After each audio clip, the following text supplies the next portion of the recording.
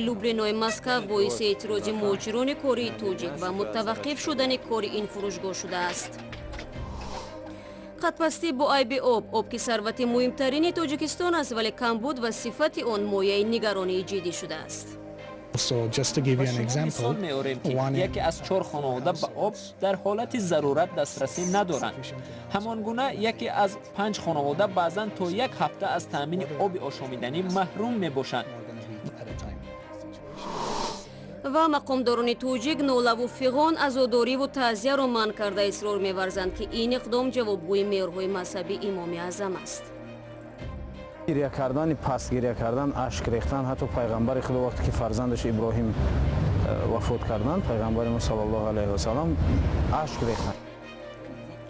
دیروز یک مهاجر 27 ساله توجیک را پاسبانان مرکز سودای مسکو در نویه لوبلینا لطوکوب نمودند. نوروز زکیرов ساکن نویه بالجوان در این مرکز تجارتی در پایتخت روسیه اروبکش بوده است.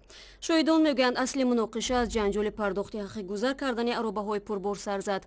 کریم جانیاروف حامی حقوق مهاجران در صحبت با رادیو آزادی گفت که جوان لطوکوب شده با آسیب سر در بیمارخانه بستری شده است.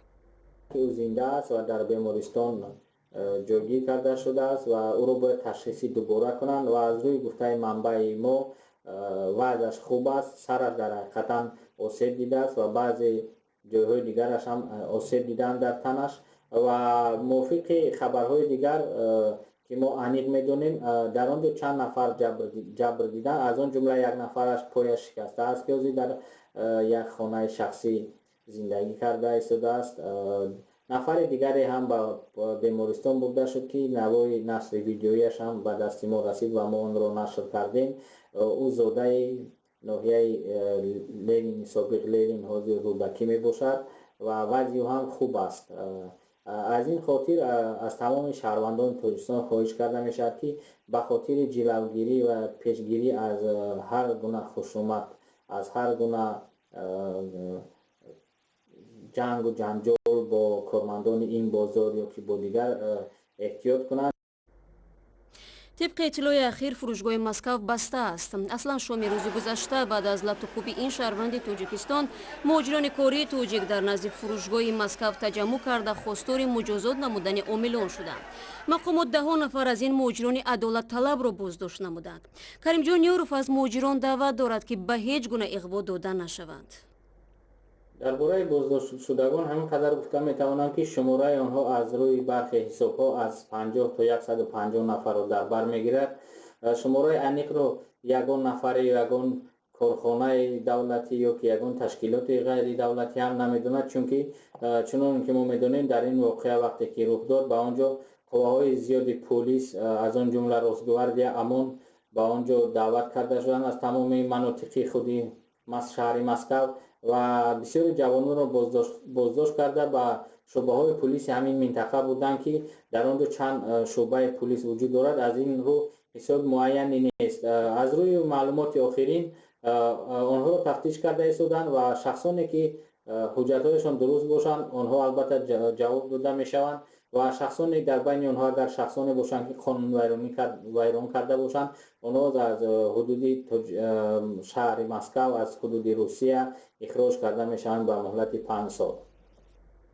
سرور بختی سخنگوی سفارت تاجیکستان در روسیه در صحبت با رادیو آزادی گفت شام دیروز حدوداً 70 نفر از شرکت‌دار ماجرا به شعبه پلیس آورده و اکثرشان بعد تفتیش سندها آزاد شدند. فعلا شماری افراد دستگیر شده 14 نفر است و پلیس تحقیق نقش آنها در حادثه دیروز را ادامه می‌دهد. ما این قضیه را پیگیری داریم. خبرگزاری‌های ما را در وبسایت www.azadi.org دنبال کنید. رو می‌آوریم به موضوعهای دیگر. هزارها ساکن تاجیکستان همساله وقت و مبلغ زیادی خود را برای دسترسی به آب آشامیدنی صرف می‌کنند که به اعتقاد کارشناسان در زندگی اجتماعی مردم دسترسی نابالغان به تحصیل و سلامتی تاجیکان اثری نامطلوب می‌گذارد. حکومت نیز تامین اهالی با آب پاک آشامیدنی را از چالش‌های جدی و هم استراتژی‌های مهم دولت ارزیابی می‌کند و می‌گوید برای حل این مشکل سرمایه زیاد لازم است. اخیراً بانک جهانی تأثیر استفاده بدی آب را به زندگی مردم تاجیکستان تحقیق کرد و خلاصه های آن را در یک نشست در دوشنبه معرفی نمود. متخصصان بانک جهانی میگویند که یک سبب رشد ضعیف و از جمله قدپستی و وزن کمی کودکان تاجیک به صفت آب پاک آشامیدنی در کشور بستگی دارد. این خلاصه بانک جهانی بعد از انجام یک تحقیقات در میان 3000 خواجگی در گوشه‌های گوناگون تاجیکستان روز 20 سپتامبر اعلان شد. گزارشگران بانک جهانی صفت آب آشامیدنی در تاجیکستان را خیلی پست دانسته و گفتند که در ترکیب آب ویروس‌های مختلف را پیدا کردند. این پژوهش همچنان میگوید که دسترسی به آب آشامیدنی تازه در شهرها 80% و در دهات 47% را تشکیل می‌دهد. مثال می‌آوریم که یکی از 4 خانواده به آب در حالت ضرورت دسترسی ندارند. همانگونه یکی از 5 خانواده بعضاً تا یک هفته از تامین آب آشامیدنی محروم میباشند. وضعیت در مکتب‌ها نیز ناگوار است. در مقایسه با مکتب‌های شهری، در مکاتب دهات آب و کانالیزاسیا بسیار بد است. تحقیقات بانک جهانی ثابت کرده است که به همین سبب برخی از دختران به سن بلاغت رسیده تاجیک تحصیل را ترک میکنند، زیرا در مکتب‌ها بخصوص مکتب‌های دهاتی تاجیکستان شرایط تأمین بهداشتی دختران به بلاغت رسیده وجود ندارد. مسئله دسترسی به آب در طول تمام سالهای استقلال تاجیکستان یک موضوع داغ باقی مانده است. اخیراً این موضوع را پرزیدنت امامعلی رحمان در سخنرانیش در مجمع کلی سازمان ملل متحد هم مطرح کرد و توجه جامعه جهانی را به مسائل دسترسی و ذخیره‌های آب منطقه جلب کرد. به قول مقامات تاجیک، مسئله هنوز هم با سبب بحران‌های مالی و اقتصادی، افزایش اهالی، تغییرات اقلیم، حادثه‌های طبیعی و مشکلات دیگر پرحل نشده است. بر پایه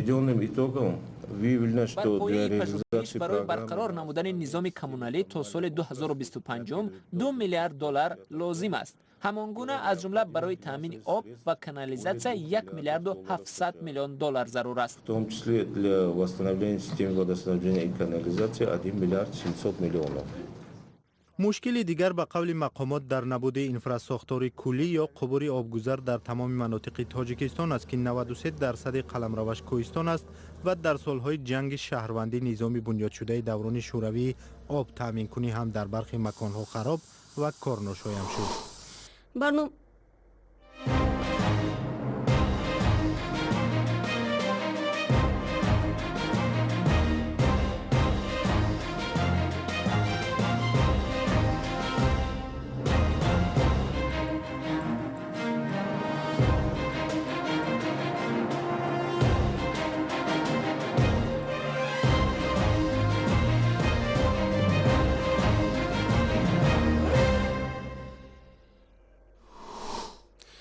در مکزیک نجات‌دهندگان در زیر خرابه‌های مکتبی که در پای زمین لرزه تخریب شد دختر زنده مانده را پیدا کردند. آنها تلاش دارند به این دختر نزدیکتر شوند و احتمالاً با او خوانندگان دیگر نیز هستند.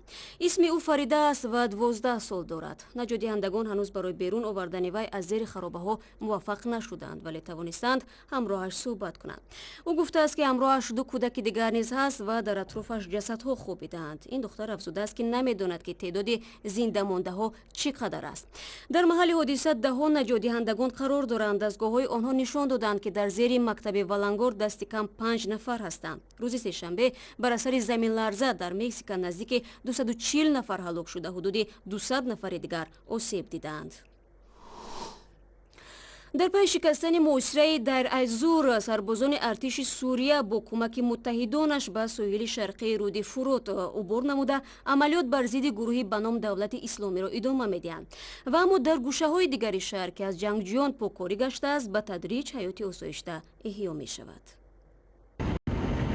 روز 20 سپتامبر با تشبث حکومت سوریه خبرنگاران رسانه‌های غربی و از جمله ریترز از شهر دیر از زور زیارت کردند. سربازان سوریه خبرنگاران را به میدان‌های حرب و ضرب برده پیامدی برخوردها را نشان دادند. سال روان گروهی دهشت‌افکن دولت اسلامی از شمال با حمله‌های نیروهای دموکراتی سوریه که زیر سرپرستی ایالات متحده آمریکا قرار دارند و از غرب با حمله‌های ارتش دولتی سوریه مواجه گشته مناطق زیادی را از دست داد. چند روز پیش ارتش سوریه محاصره 3 ساله دیر از زور را شکسته راه را به قسمت زیر نظارت حکومت و پایگاه هوایی باز نمود. فعلا در منطقه دیر از-زور هم ارتش سوریه و هم نیروهای نیمه نظامی زیر سرپرستی ایالات متحده آمریکا بر ضد دولت اسلامی عملیات جداگانه پیش میبرند.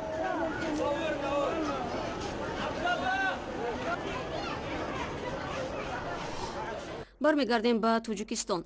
нашри дастуре дар бораи тарзи рафтор дар вақти вафоти наздикон дигар бора баҳсоро дар атрофи қонуни танзим дар тоҷикистон гарм кардааст.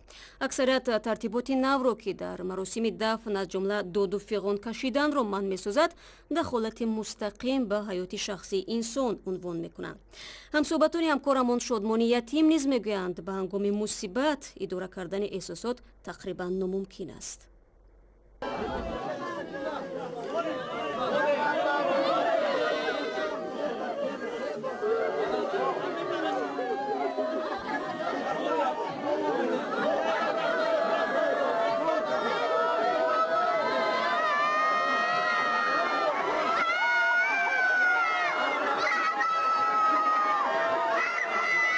از این بعد در تاجیکستان چنین فیغان و نحوکشی و رویکنی و مویکنی هنگام مراسم وداع منع است.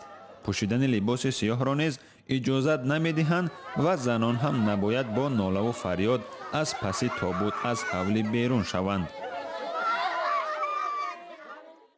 در ترتیب رفتار هنگام دفن و تعزیه که چند پیش نشر شد آمده است، بهتر است انسان خود را با گریه و اشک‌ریزی خاموشانه تسلی بدهد.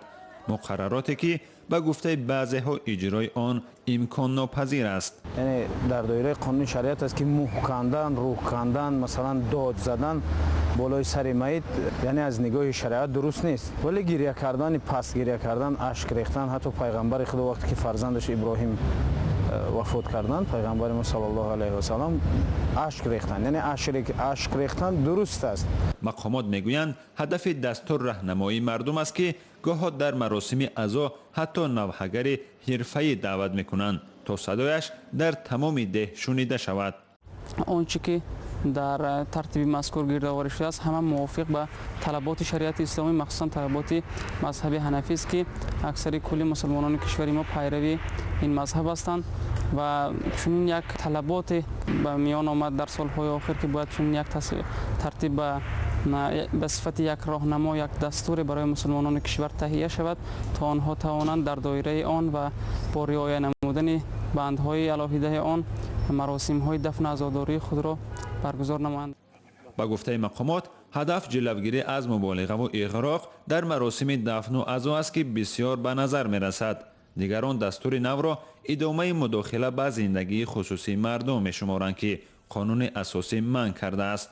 روانشناس محمدالله دولتو بر این است که انسان باید ضمن هر مراسم احتیاط کند تا به دیگران آسیب نرساند. حتما نظارت کردن ما در جامعه زندگی کرده ایستادیم. کودکان هم مصیبت دارند، کلانسال هم مصیبت دارد، خردسال هم مصیبت دارد. نسبت هر یکی آنها به طور علاهیده مناسبت باید کرد و اثرگذرانی آنها را به راه ماند، چون که انسان در ساحه احساسات قرار دارد. عقل زیر تاثیر حسیات انسان ایستاده است و به عقل نمیماند که تحلیل چقوری وضع را میکند و خود را نظارت کند. پیش از قبول ترتیب مراسم عزاداری در تاجیکستان، قانون تنظیم رسم و آیین را سخت‌تر کردند که دیگر اجازت نمی‌دهد در چنین مراسم چاروا ذبح کنند و به حاضرین مراسم غذا بدهند. شادمان یتیم، مولا رجب یوسفی، آزادی، دوشنبه.